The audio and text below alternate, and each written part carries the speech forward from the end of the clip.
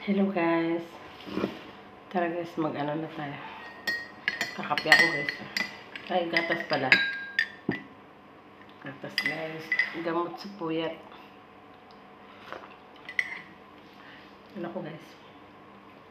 Hindi ako naghahatid ngayon ng bata. Ng mga estudyante. Amo ko ngayon ang naghahatid sa kanila. Kaya kakain ako.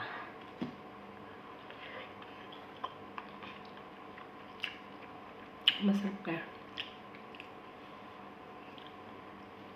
Wala eh.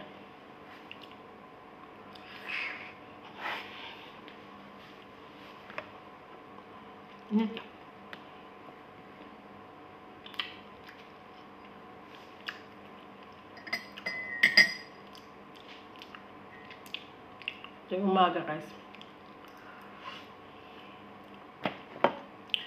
Hindi naman ako pagka maaga kasi ako nagigising. Alas 5. Naasikaso na ako ng mga baon ng alaga ko.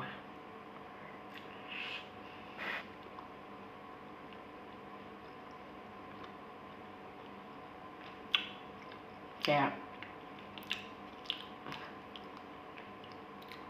nagkakape na ako.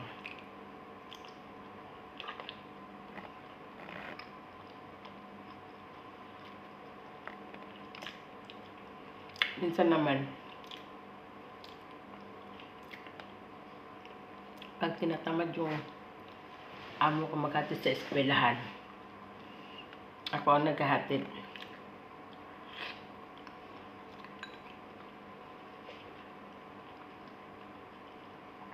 Sa tanghali naman, amo ko lalaki na susundo sa kanila.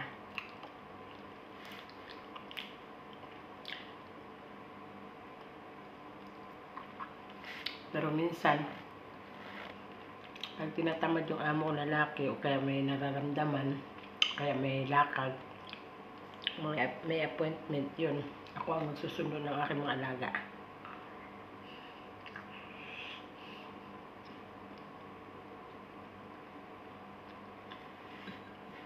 Mas gustuhin ko pa may pasok guys kaysa walang pasok.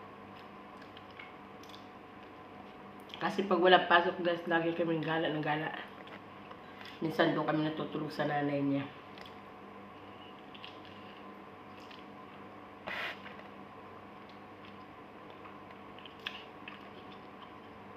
Okay na sa akin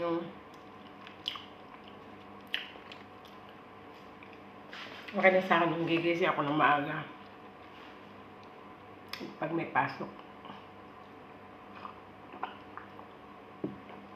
Pag may pasok, maaga ang gising ko. Pag walang pasok, tanghali na ang gising ko. Pero anong oras naman ang tulog ko sa gabi? Madaling araw, minsan stress, ganyan, 2, 4.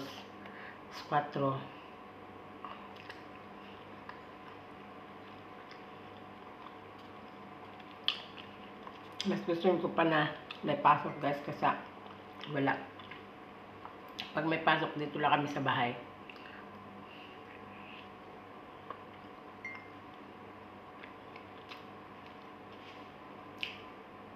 Pero dati guys, kwento ko sa inyo.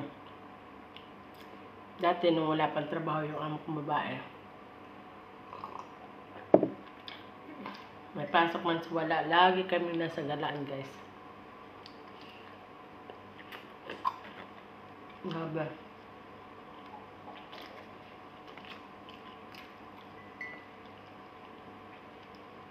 Kahit madaling araw na kami uwi. Ayan ako. Grabe yung amo kong gala. Amo kong gala yan eh. Okay, so, tapos na akong kumain. Tapos ko na yung 3 nilaga. Bossing ko lang to.